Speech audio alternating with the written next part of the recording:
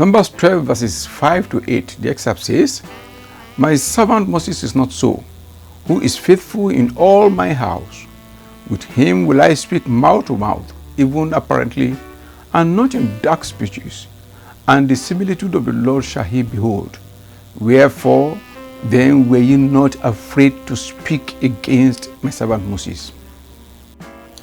After Abraham, Aaron was the next person ever addressed as a prophet in the King James Version of the Bible, but as one to Moses, and then Miriam as a prophetess.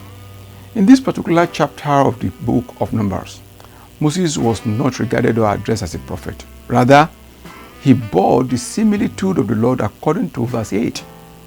Amplified Version defines similitude as a form, and the dictionary defined it as the quality or state of being similar to something. That is, a resemblance or similarity. In one of our clips, we said that our fathers in the Lord are not God, but there is a God in them.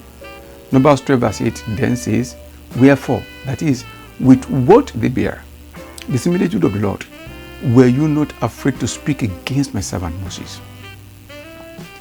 Here are 3 levels of prophetic graces are mentioned. Miriam, the grace of prophetic gifting. She exercised her gift in the area of music. Aaron, a priestly prophetic grace. He carried out the prophetic actions of what Moses says as commanded by the Lord in a priestly manner. Both Miriam and Aaron were under the commission of Moses together with Bezalel. The 3rd level is that of Moses. Not a gift, not a ministry, even though he has the gift to teach and the ministry of deliverance. In his level, he bore the similitude of the Lord.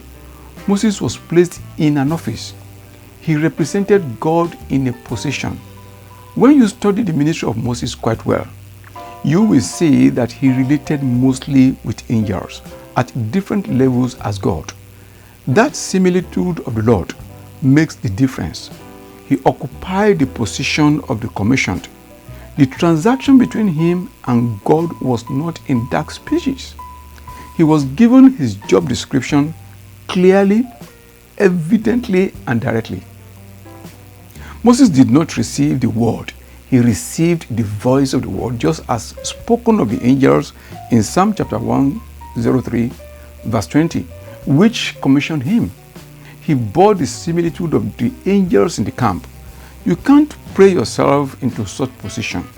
It is within God's discretion to call you into it.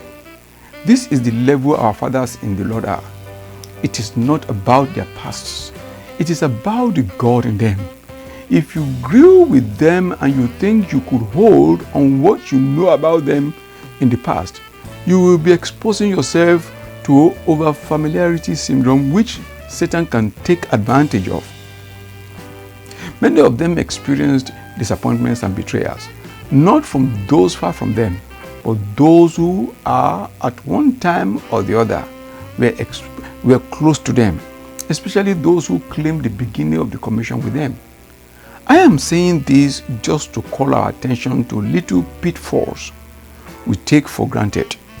If you think you are equal to your father in the Lord in calling and ministry, remember what happened to Aaron and Miriam. They were older, but assignment was not equal. Moses was God to Aaron and Aaron as a prophet to Moses. So also you are a prophet, answerable to the commission of your father in the Lord. The day you rudely disconnect, you become a stumbling block to the flock following you, because you will have no message to preach but malicious messages of bitterness. You become an idol builder in their hearts, just like Aaron, to lead them astray by trying to please them. Do you know that the same spirit of stiff-heartedness in the children of Israel, while Moses was leading them, was the same spirit in them when Aaron was in charge? The grace to lead aright was in Moses. He paid the price. Aaron did not have it. He only had the grace to carry out his priestly duty under the grace in Moses.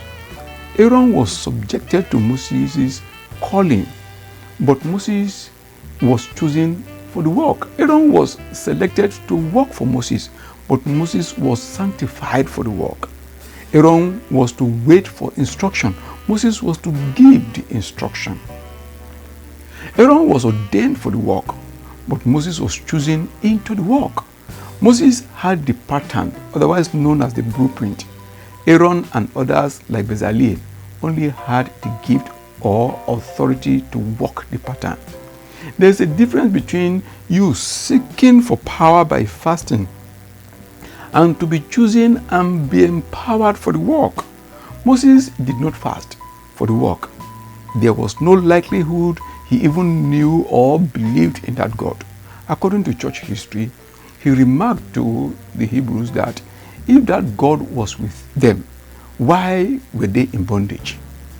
The only time he fasted was when he was called up the mountain for 40 days and 40 nights, not to be empowered, but to receive a message for the people. It was not premeditated. No matter the days of fasting you go, you cannot take the position of your father in the Lord. Your gifting could gain more territories though. However, don't equate it with that of your father in the Lord. His calling is of mystery. Your connection is to his pains. Apostle Paul was called and his life was subjected to mystery. Please read Acts chapter 9 verses 1 to 20. The crow reminds us of how he bore the similitude of the Lord in verses 15 and 16. Acts 9 verses 15 and 16 says, "But the Lord said unto him, Go thy way, for he is a chosen vessel unto me, to bear my name before the Gentiles and kings and the children of Israel, for I will show him how great things he must suffer for my name's sake."